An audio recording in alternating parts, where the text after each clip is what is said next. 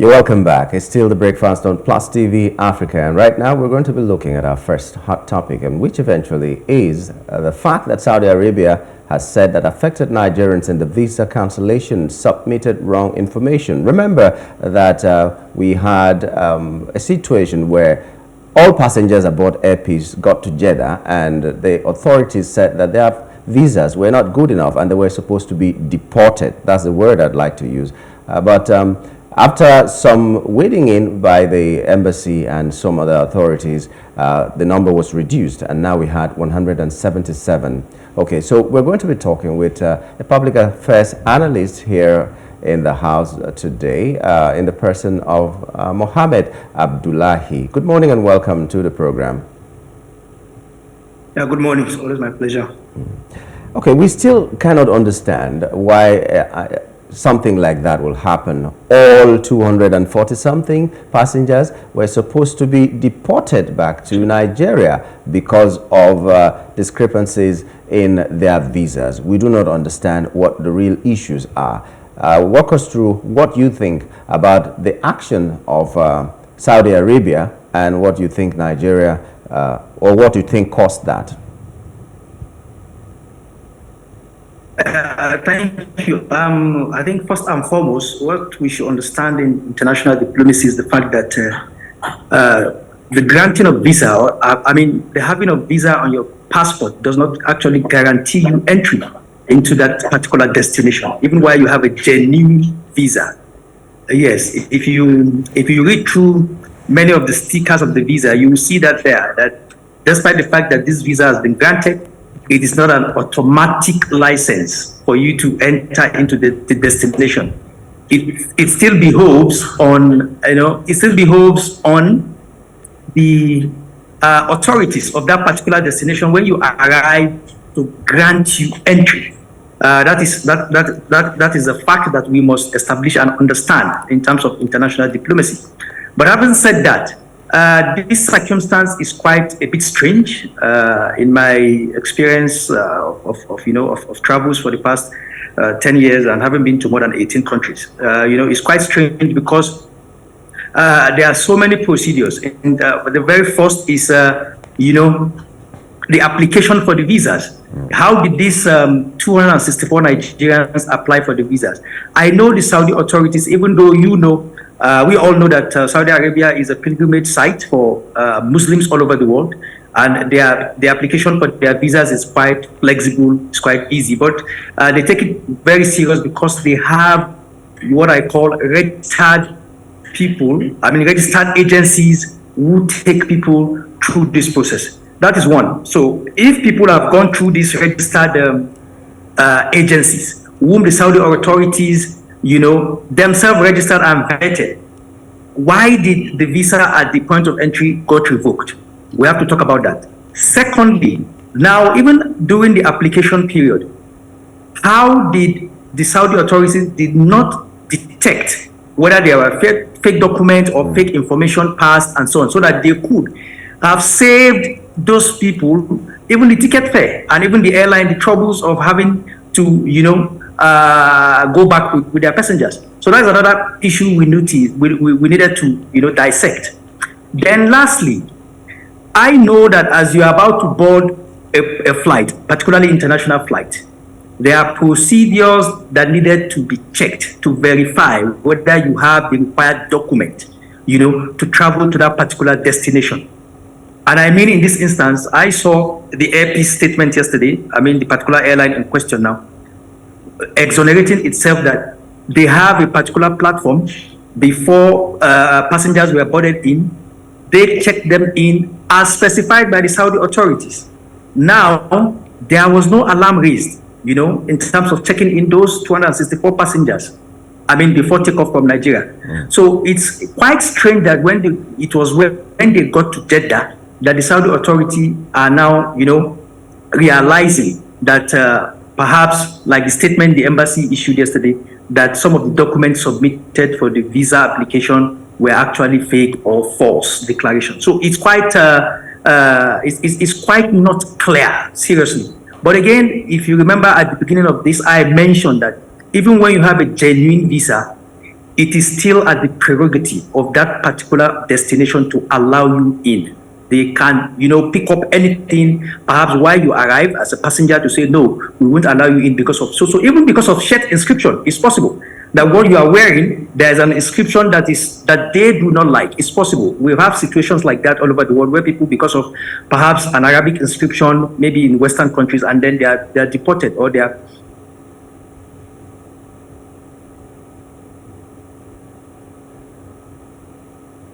But to talk about, the fact that some of the documents that the Nigerians presented during the application were false or fake, I think the Saudi authorities should have alerted them much earlier before they arrived Jeddah. But over 200 passengers at one point having false documents. It's really very suspicious. How can all of them have that? And after scrutiny, the supposed scrutiny, which is actually an intervention from the embassy, Nigerian embassy in Jeddah, they now said, okay, 177. It's still, I don't even know.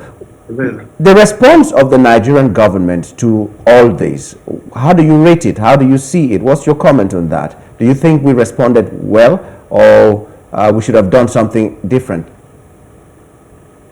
I think the response is not bad because, like you mentioned, at the initial stage, at the arrival, in fact, the whole 264 passengers were asked to go back. But it was due to the intervention of the Nigerian authorities there that say, okay, even if you say the number is not good enough, but at least some, about 70-something were allowed in, and more than 177 were returned. But again, we will say that there was prompt intervention by the Nigerian authorities. But again, I keep saying it, it still behoves on that particular destination, the authorities there, to actually allow you in, even if you have a genuine visa. So the Nigerian authority we couldn't have forced them to allow all 264 passengers go in, seriously. But I think in moving forward, we needed a clear definition of particularly what the criteria are for the application of the visas, what a genuine visa is, so that we don't have a repeat. But this is not the first time Nigerians are traveling to Saudi Arabia, which means the criteria is there. Yes. It's laid down. What is what are the requirements? It's laid down. Like Airpeace, you have just mentioned, said they have a mechanism that they check all these passengers before they take them. So when did it change that Airpeace didn't know, Nigerian government didn't know, and they had to cancel their visas when they were airborne? Yeah, it's really surprising. So that's why I'm saying a whole lot of the blame should be laid on the doorstep of the Saudi authorities, because even if the application even if the application documents were false or fake as they are claiming, there were ample time that they should have notified the Nigerian government or notified Airpeace itself. Because if they have notified Airpeace, definitely Airpeace wouldn't have allowed the passengers to board in the first place. And that would have saved all the drama. Then we'll go back to the drawing board and say, okay, this is what you did. You didn't do this well. You need to do this before you get in, and so on and so forth. But for the fact that they had to arrive in Jeddah before the Saudi authorities now declared that some of the documents are fake, I mean, even in my own opinion and in my own thinking, I think large portion of the blame should be apportioned to the Saudi authorities for not effectively and efficiently doing their job as it should be. Okay, so from the statement by the Saudi authorities, first things first, they said about 18 passengers had criminal offenses. So out of that number, 18 passengers had to be sent back. And from your statement, you had also said it could be for various reasons. It could be shirt inscription, it could be anything. And the fact that you have a genuine visa doesn't mean they have to accept you into their country. But what is the reason for 159 persons that were also sent back? Now, given that these people have, they already have issued visas from the Saudi authorities, and I want to believe their agents or the people who they got these visas from already listed out the criteria for them. Now, the Saudi government is saying that some of these visas, they did not apply for the right category. So how do we even know what category? There are about 3 different categories of visas that you can apply for, which is the Umrah, the Hajj, and the E-visa. The Hajj, yeah. Yes. So which of these ones, and I think my question now is, how do we even know which one applies to you at a particular time of your travel? Yeah, I mean, that's the duty of like I said earlier, there are quite a whole number of registered travel agencies that deals in such functions and perhaps are well known by the Saudi authorities. I myself had, I was in Saudi Arabia in 2019, and I had a quite, I wouldn't say a similar, but I had a little challenge as well. But I wasn't turned back by the Saudi authorities because my challenge was that there was a mistake from the travel agency in Nigeria. Myself and my wife were traveling for the lesser Hajj in 2019. And on getting to the Abuja International Airport, Nnamdi Azikiwe International Airport, I realized that the travel agency had made mistake, you know, in inserting the passport number of my wife. I raised the alarm, and I was surprised that they were able to rectify it, and we are allowed into Saudi Arabia. In fact, that was even a graver offense, I think, because I was really thinking my wife particularly wouldn't be allowed, but we were allowed because they said, okay, they understood and so on and so forth. So I don't really get it this time around that, you know, it is at the point of entry that they were able to discover all this, because I felt there were ample time, you know, the procedure for the application and then waiting for the visa. It doesn't just come, it's not automatic. It takes at least perhaps a week or even more, or even 2 weeks before it's approved. So all this time, I think the authorities, Saudi authorities, should have discovered that this is fake, this person is a criminal, this person has done that, he won't be allowed in, and they should have, you know, notified the airline or even the agencies that is making the application, so that they tell them that you can't go in, you need to change this or that, or you need to wait for a particular time depending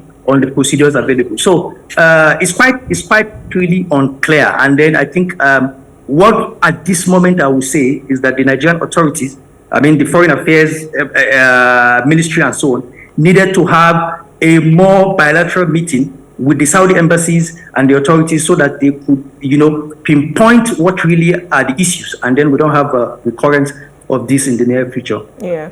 Okay. So how do you even think that this makes us look in the public light for, you know, other nations? Because we clearly have a bilateral agreement with Saudi, and even the president, you know, was in Saudi as well.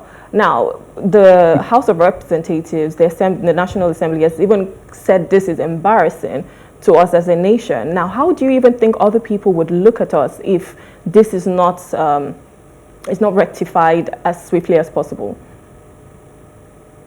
Yes, it's quite embarrassing, like you said, because I don't want to say it's like coincidence, but a very negative coincidence that the president was there and some of his entourage. You know, at that moment, the Saudi Africa Summit was ongoing, Economic Africa Summit was ongoing. So it's quite embarrassing. But again, international diplomacy is what it is.